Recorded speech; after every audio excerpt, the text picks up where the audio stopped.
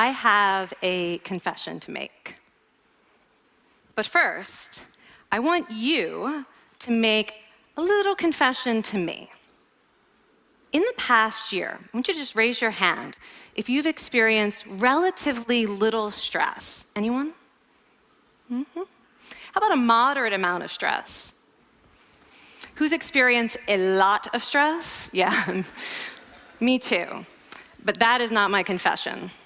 My confession is this: I am a health psychologist, and my mission is to help people be happier and healthier.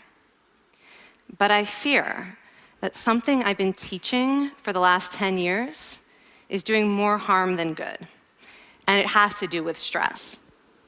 For years, I've been telling people stress makes you sick. It increases the risk of everything from the common cold to cardiovascular disease. Basically, I've turned stress into the enemy. But I've changed my mind about stress, and today, I want to change yours. Let me start with the study that made me rethink my whole approach to stress. This study tracked 30,000 adults in the United States for 8 years, and they started by asking people, how much stress have you experienced in the last year? They also asked, do you believe that stress is harmful for your health? And then they used public death records to find out who died. Okay. Some bad news first. People who experienced a lot of stress in the previous year had a 43% increased risk of dying. But that was only true for the people who also believed that stress is harmful for your health. People who experienced a lot of stress but did not view stress as harmful were no more likely to die. In fact, they had the lowest risk of dying of anyone in the study, including people who had relatively little stress. Now, the researchers estimated that over the 8 years they were tracking deaths, 182,000 Americans died prematurely, not from stress, but from the belief that stress is bad for you. That is over 20,000 deaths a year. Now, if that estimate is correct, that would make believing stress is bad for you the 15th largest cause of death in the United States last year, killing more people than skin cancer, HIV, AIDS, and homicide. You can see why this study freaked me out. Here I've been spending so much energy telling people stress is bad for your health. So this study got me wondering, can changing how you think about stress make you healthier? And here the science says yes. When you change your mind about stress, you can change your body's response to stress. Now, to explain how this works, I want you all to pretend that you are participants in a study designed to stress you out. It's called the social stress test. You come into the laboratory, and you're told you have to give a 5-minute impromptu speech on your personal weaknesses to a panel of expert evaluators sitting right in front of you. And to make sure you feel the pressure, there are bright lights and a camera in your face, kind of like this. And the evaluators have been trained to give you discouraging nonverbal feedback, like this.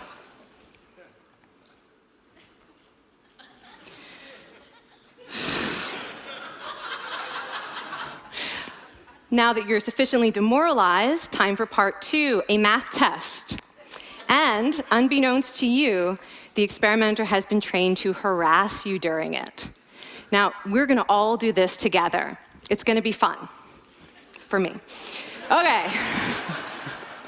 I want you all to count backwards from 996 in increments of 7. You're gonna do this out loud as fast as you can, starting with 996. Go. Go faster. Faster, please. You're going too slow. Stop, stop, stop, stop. That guy made a mistake. We're gonna have to start all over again. You're not very good at this, are you?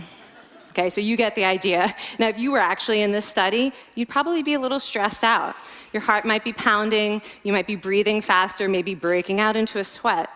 And normally we interpret these physical changes as anxiety or signs that we aren't coping very well with the pressure. But what if you viewed them instead as signs that your body was energized, was preparing you to meet this challenge? Now, that is exactly what participants were told in a study conducted at Harvard University. Before they went through the social stress test, they were taught to rethink their stress response as helpful. That pounding heart is preparing you for action. If you're breathing faster, it's no problem. It's getting more oxygen to your brain. And participants who learned to view the stress response as helpful for their performance, well, they were less stressed out, less anxious, more confident. But the most fascinating finding to me was how their physical stress response changed. Now, in a typical stress response, your heart rate goes up and your blood vessels constrict like this. And this is one of the reasons that chronic stress is sometimes associated with cardiovascular disease. It's not really healthy to be in this state all the time. But in the study, when participants viewed their stress response as helpful, their blood vessels stayed relaxed like this. Their heart was still pounding, but this is a much healthier cardiovascular profile. It actually looks a lot like what happens in moments of joy and courage. Over a lifetime of stressful experiences, this one biological change could be the difference between a stress-induced heart attack at age 50 and living well into your 90s. And this is really what the new science of stress reveals, that how you think about stress matters. So my goal as a health psychologist has changed. I no longer want to get rid of your stress. I want to make you better at stress. And we just did a little intervention. If you raised your hand and said you'd had a lot of stress in the last year, we could have saved your life. Because hopefully the next time your heart is pounding from stress, you're going to remember this talk, and you're going to think to yourself, this is my body helping me rise to this challenge. And when you view stress in that way, your body believes you, and your stress response becomes healthier. Now, I said I have over a decade of demonizing stress to redeem myself from. So we are going to do one more intervention. I want to tell you about one of the most underappreciated aspects of the stress response. And the idea is this: stress makes you social. To understand this side of stress, we need to talk about a hormone, oxytocin. And I know oxytocin has already gotten as much hype as a hormone can get. It even has its own cute nickname, the cuddle hormone, because it's released when you hug someone. But this is a very small part of what oxytocin is involved in. Oxytocin is a neurohormone. It fine-tunes your brain's social instincts. It primes you to do things that strengthen close relationships. Oxytocin makes you crave physical contact with your friends and family. It enhances your empathy. It even makes you more willing to help and support the people you care about. Some people have even suggested we should snort oxytocin, right, to become more compassionate and caring. But here's what most people don't understand about oxytocin. It's a stress hormone. Your pituitary gland pumps this stuff out as part of the stress response. It's as much a part of your stress response as the adrenaline that makes your heart pound. And when oxytocin is released in the stress response, it is motivating you to seek support. Your biological stress response is nudging you to tell someone how you feel instead of bottling it up. Your stress response wants to make sure you notice when someone else in your life is struggling so that you can support each other. When life is difficult, your stress response wants you to be surrounded by people who care about you. Okay, so how is knowing this side of stress going to make you healthier? Well, oxytocin doesn't only act on your brain, it also acts on your body.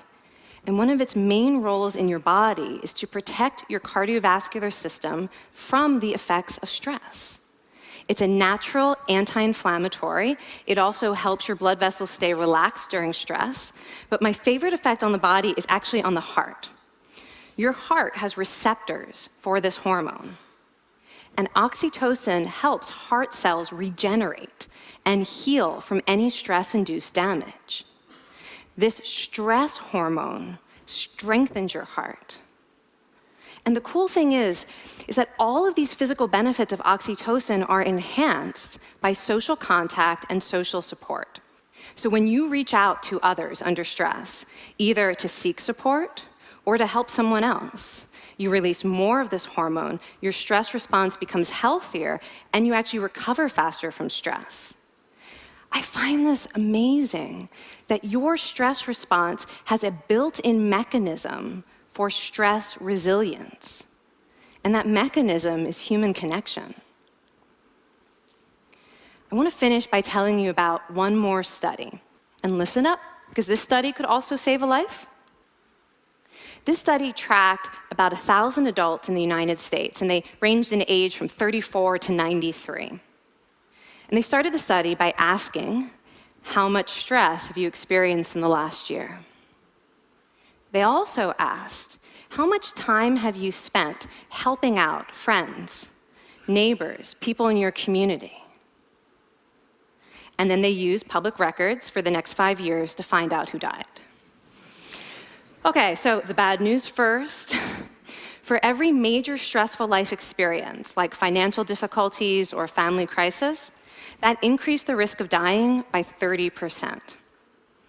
But, and I hope you are expecting a but by now, but that wasn't true for everyone. People who spent time caring for others showed absolutely no stress-related increase in dying, 0. Caring created resilience.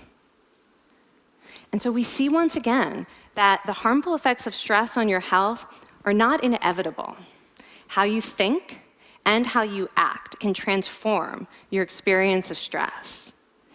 When you choose to view your stress response as helpful, you create the biology of courage. And when you choose to connect with others under stress, you can create resilience. Now, I wouldn't necessarily ask for more stressful experiences in my life, but this science has given me a whole new appreciation for stress. Stress gives us access to our hearts. The compassionate heart that finds joy and meaning in connecting with others. And yes, your pounding physical heart working so hard to give you strength and energy. And when you choose to view stress in this way, you're not just getting better at stress, you're actually making a pretty profound statement. You're saying that you can trust yourself to handle life's challenges. And you're remembering that you don't have to face them alone. Thank you. Thank you.